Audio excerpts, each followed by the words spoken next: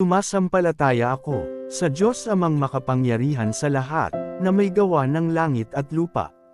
Sumasampalataya naman ako kay Hesukristo, iisang anak ng Diyos, Panginoon nating lahat.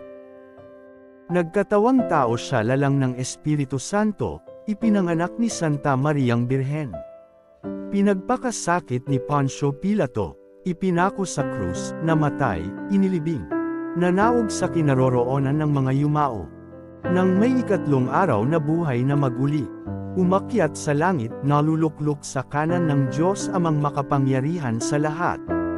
Doon magmumula paririto, maghuhukom sa nangabubuhay at nangamamatay na tao. Sumasampalataya naman ako sa Diyos Espiritu Santo, sa banal na simbahang Katolika, sa kasamahan ng mga banal, sa kapatawaran ng mga kasalanan, sa pagkabuhay na mag-uli ng nangamatay na tao, at sa